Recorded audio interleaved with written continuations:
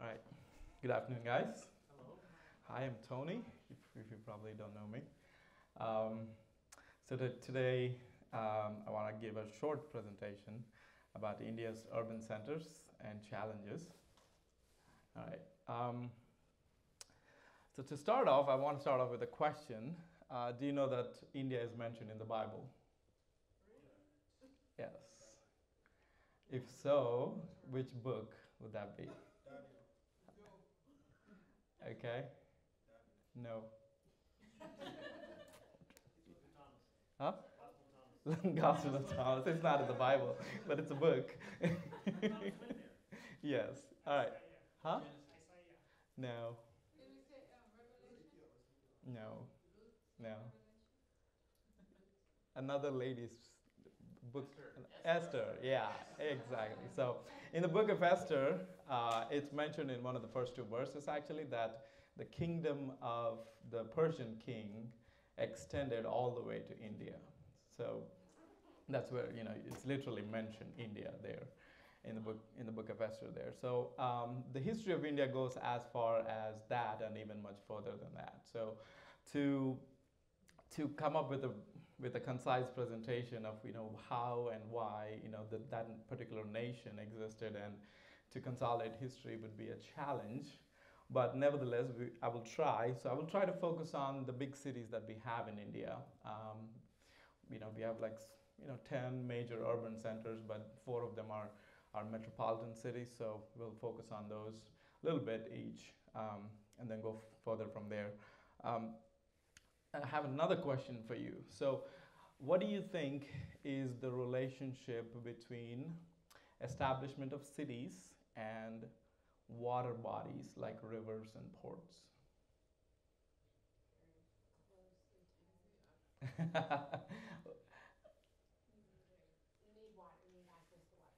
Need access to water. Okay. What else? What else? So all the 4 major cities that we are going to look into, all of them have water body connection. They're either seaports or have been established on the banks of a river, right? So if you think about ancient cultures and ancient history, so that's how cities have been established. Water is dangerous, but water is also a source of income. But water is also a source of transportation. Water is also a source of economy and going back and forth between city to city, or all kinds of things. So water bodies have been essentially the economic center. So major cities of the world, if you think about any major city in the world, they all have been established on the banks of a river or a port city. New York, London, Cairo. Think about any major cities that is a little bit ancient. You would think that you would associate with a water body.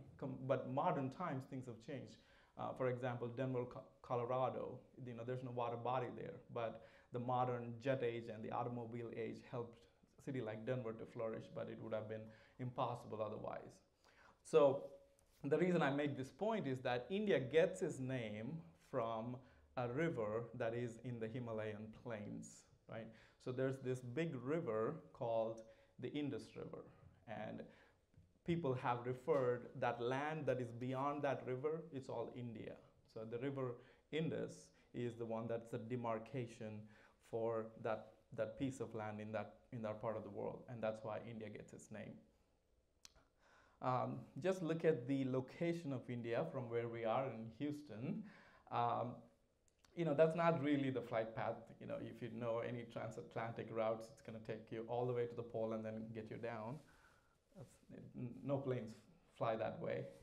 But that's where we are with respect to my city there, which is Hyderabad. But that red circled region is India, pretty much approximately. Certain facts about India that will be helpful for you to just have a general idea of what it is. India is the 7th largest country in the world. It's second most populous country after China. 1.3 billion people live there. 31% urban, and there are 27 cities with more than 1 million people. Geographically speaking, China is towards the northeast, but it's landlocked by the Himalayas. So we really cannot really get to China through land, apart from trekking.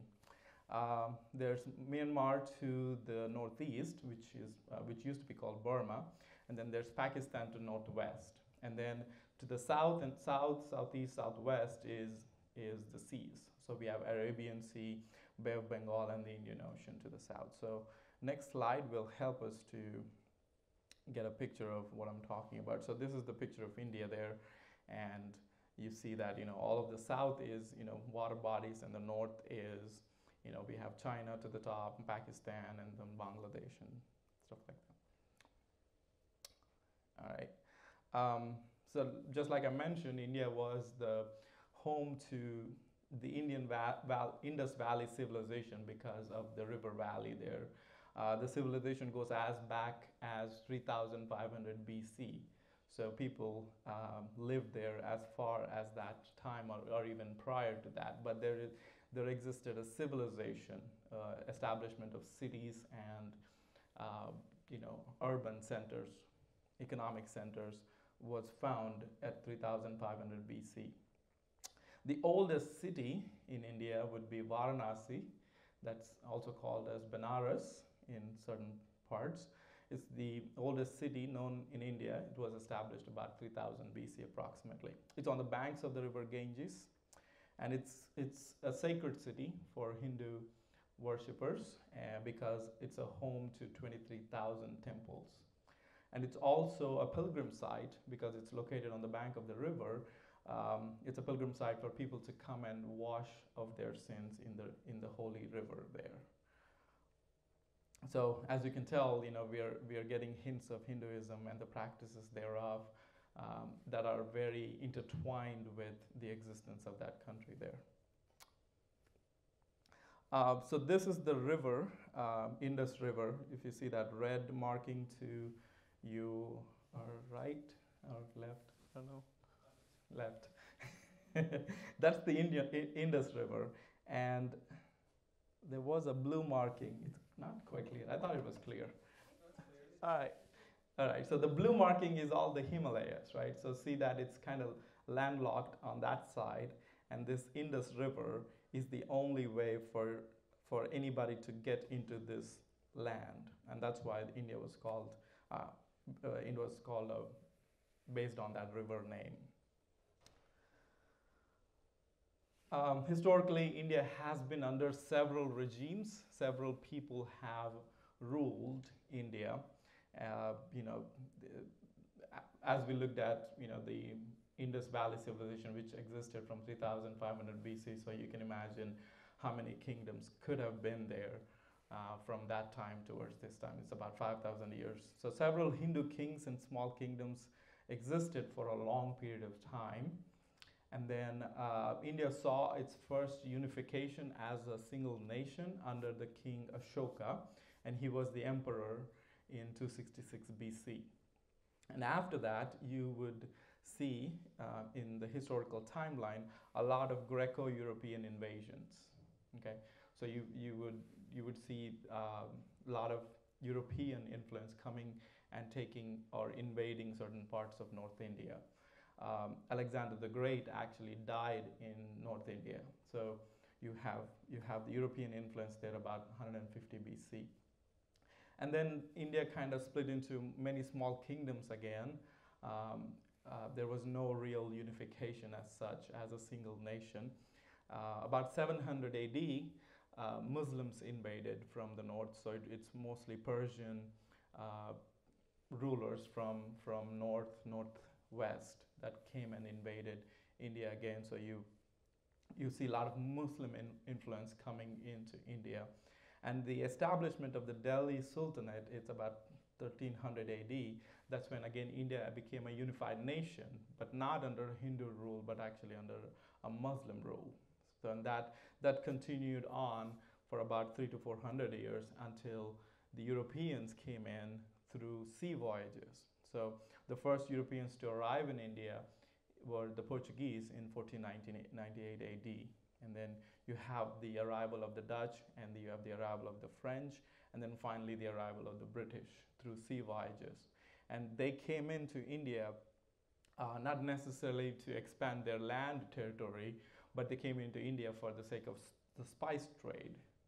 And that spice trade further developed into a political uh, warfare between Indian rulers and the colonial powers. And that finally eventually led to the formation of the British East India Company that became the supreme power in that region. So the whole Indian subcontinent came under the British rule. And you see the establishment of India as a state under the British Crown in 1857 AD. So prior to that, it was a colony per se, but in 1857 AD, it came under the British Parliament in a sense.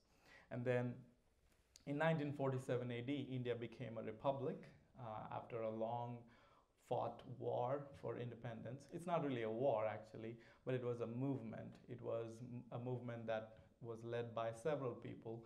You might be aware of Mahatma Gandhi as a preeminent leader in that movement who led the movement on the principles of nonviolence. So he conducted several marches and several hunger strikes, and through negotiations, the independence of India was won in 1947. So India became a republic from that point on.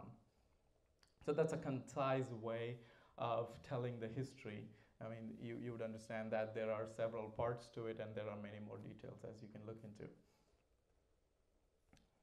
So as we look into India, the current situation, we can focus on the cities there, the big cities, and see what they're comprised of. So Mumbai, which is on the west coast of India, circled in blue there, it's the most populous city with 18 plus million people. And 18 million people live there. It is the financial capital of India. It's also a very cultural center for India, and it is a port city as well. And the density of density of Mumbai is 73,000 persons per square mile. So 73,000 people live per square mile. If you want to put a reference to our city, Houston, about 48 million people would live in Houston. About 48 million. We are, 5-6 million, right? Houston's all about 5-6 million. About 48 million people would live. So that's the density of Mumbai. So just imagine how crowded could that be, how densely populated, how many people would you come across every day, right? So that is Mumbai for you. And then we move on to New Delhi, our capital city, the national capital of India, founded in 736 Common Era.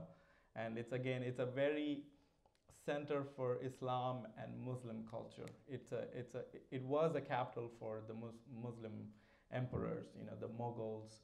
You might have known about the Taj Mahal. So the Taj Mahal was constructed by Muslim emperors. So the Delhi was capital for them. So it's a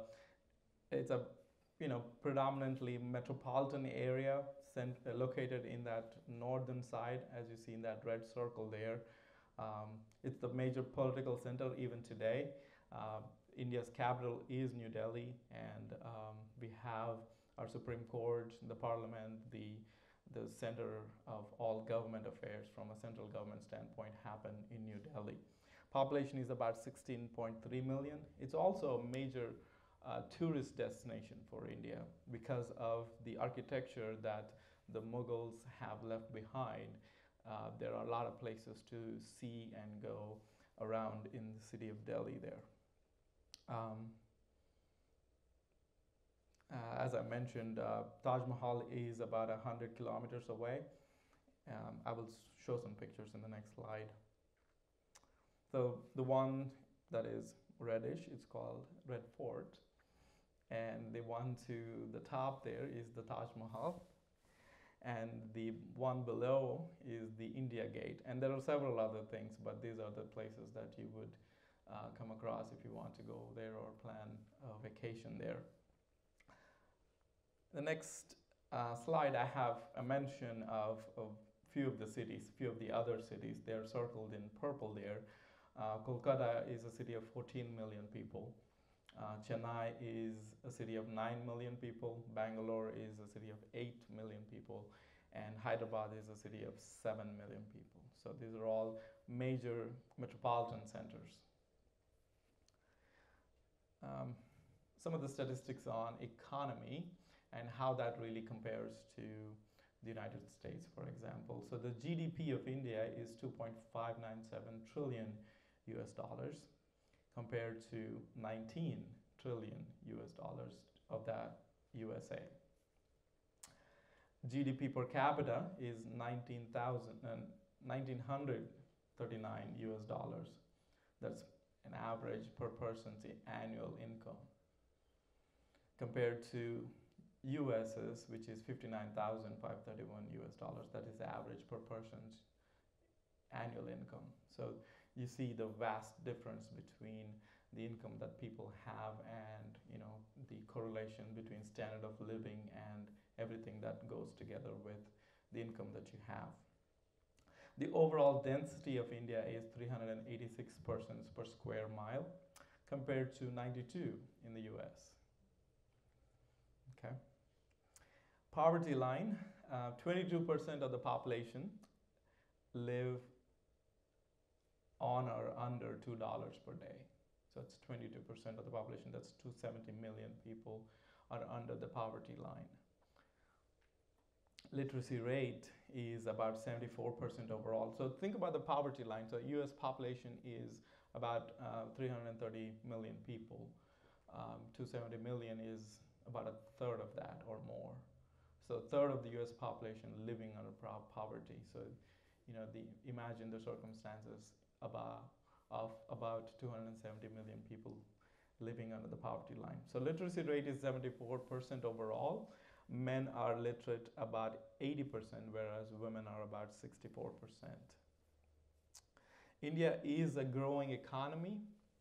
It is a major center for IT due to the offshore and outsourcing work that majority of the world's companies, IT companies or any other multinational companies have seen the potential of the workforce that is available there for a very cheaper price. So India has grown to be a very strong IT center, and many of the cities in India have offices, companies like Apple, Microsoft, or any of the multinational companies. IT development happens in India.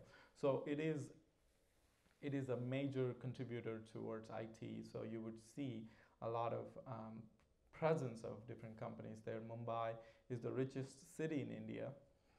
Most millionaires in India live in Mumbai. So Mumbai, you would find a lot of rich people there. The 13th richest person in the world is Indian. His name is Mukesh Ambani. He's worth about $50 billion. Mumbai is the financial capital of India, like I said before, and Bangalore and Hyderabad both are IT centers. That building is from Hyderabad, actually. So you probably would not come across in normal media or any other presentations about what India looks like, but the disparity of the things and infrastructure is very high. So you can find richest people, richest infrastructure, historic places, but you would also see slums and poverty and extreme conditions that people live in. So you would find a whole spectrum of living conditions in India. So India's population grew really rapidly after we became independent. So we got independence in 1947, and there is this phenomenon called population explosion. This is not something that I have come up with. Economists and historians have come up with this term. It's called population explosion because India's population was about 300 million when the British left, and it became 1.3 billion in about 65 years. Okay, so that is the rapid growth of population that nobody has ever seen. 65. Right. So, and the government is unprepared for handling the growth and the number of people that are there, and that came with its own challenges. And India still, I don't think, has recovered or has a path forward for that. It is still a challenge. Government has many schemes. There's like a scheme when we were growing up. It's we two, ours two, encouraging people to have only two kids and not more. Because my parents' generation had at least seven kids. So my mother comes from a family of seven. My dad comes from a family of seven. So their generation really took independence to the limit from the British, and they were flourishing. Um, so, and it's not uncommon to my parents' generation. Everybody came from large families like that, and the independence from the British also meant that the government provided various schemes for health and education, and living conditions of people became better, and so life expectancy increased, and so larger families, right? So there's always that ripple effect of your living conditions and how people, would like to flourish in any form or fashion, right? So it's not really, it's not really unprecedented in terms of if you think, what could be their mindset at that time, but nobody had really thought that, the growth rate at which this will happen. So there is the challenge as well. Literacy and poverty are both tied to population explosion, right? So, the resources or the schools or the medical centers that were there could not handle. So the literacy and poverty go together. Your health conditions, your standard of living, and education and opportunities are all tied to poverty, right? So those are the challenges that India and all the cities in India face. One last thing about Christianity in India, so this is this is a very big country, many big cities, and 1.3 billion people. Just to have a point of reference, it's US's population is about 330 million. So that's US population. Take US population out of India's population, you still have a billion people, right? 1.3 minus 0.3, so you get a billion people more. So the extent of work that could be done, the extent of human welfare, social welfare programs that could be done for the improvement of the lifestyle of the people, it can go in many different directions, and it will take a lot of time for improvement. Amongst all these conditions, the presence of Christianity is something that we would be interested as Christians. So the Apostle Thomas came to India in 1st century AD, and there are churches that are still in operation in southern parts of India where the Apostle Thomas had come and established churches. So the presence of Christianity goes all the way back there. But the growth of Christianity in India has only taken root to different parts of India only because of European missions, and particularly Protestant missions. And that happened because of the European advent through colonial expansion from 1500 AD to 1947 AD. So you would see a lot of growth in history for Christians and Christianity in general only during colonial time. Currently, the population of Christians in India is about 2.3%, which could be about 30 million people. And as you can see the map over there, the darker the blue is, the higher the percentage of Christians in those regions. So north is very light. The south central is kind of in the middle, and south is darker. And northeast is very dark there. So the presence of Christianity is very spotty, and south is more favorable for Christianity, And I grew up in the South as well. So a Christian theologian has once said that the percent of Christian presence must be at least 2%, so that Christianity would move on from one generation to the other. That's like the critical mass.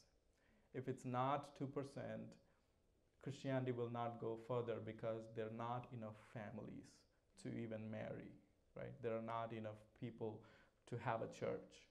They're not, so it won't go further. So it has to reach that 2% critical mass. So as you can see, the lighter regions are 0 to 1%, right? You've seen that map. I hope it's clear there. Yeah, so those are the regions that need our prayers. Those are the regions that need our support. And there's tons of agencies that have presence there, working with local people, local pastors there, to evangelize, to establish churches, and to train and develop evangelists who would go into the deeper parts of India to do evangelism in those places. There are strong anti-conversion laws in effect that people are very against conversion. Government is against conversion. People are also against conversion. It is thought to be a backstabbing or a trading kind of a thing if you go against Hinduism. So you're severing your roots from your Indian culture, right? So that's what people would say if you convert to Christianity or even Islam for that matter. So there's strong sentiments around conversion there. And so there are anti-conversion laws just to prevent some of the things that Christians have also done, is that they would convert people by showing economic benefits or some health benefits or something like that. So they think that, these Christian missionaries come and misguide people and make them Christian and other things of that nature. So there are strong anti-conversion laws, and in certain parts of the country where there is Christian presence, but there's also laws against having public meetings, and you would have to get permission from the government or from the local police that if you would have a public meeting or an evangelistic meeting or a crusade or anything of that nature, you should get permission from the government. You should report to them who is going to speak. No foreigner should speak. You should not have anybody from the outside speaking, and that there are laws that are there to restrict Christian activity as much as possible.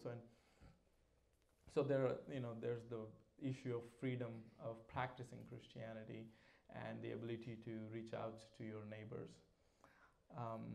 But in all of these circumstances, Christianity is growing rapidly in India.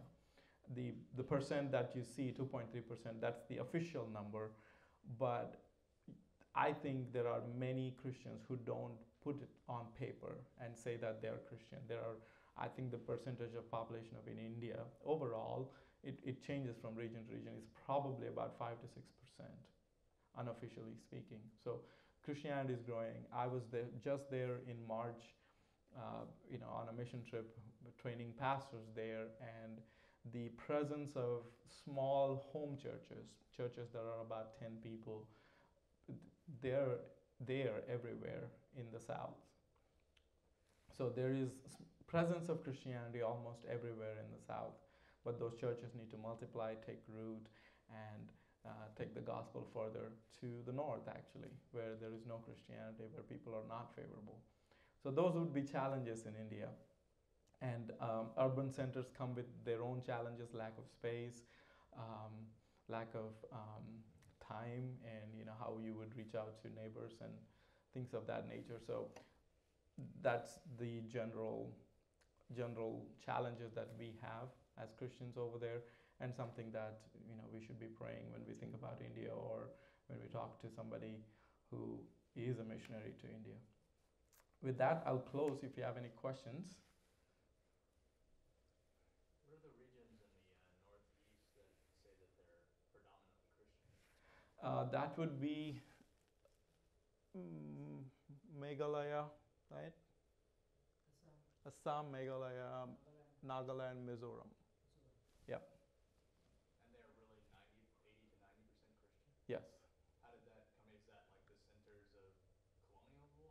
Yes, yeah. So it's coming out of the colonial rule, but there have been major revivals in that region. Like if you, there are actually Baptists, by the way. Uh, huh? No, so think about it. William Carey operated from Kolkata. Okay, so Kolkata is right there in the corner. Can I move? I'm attached. Kolkata is right here.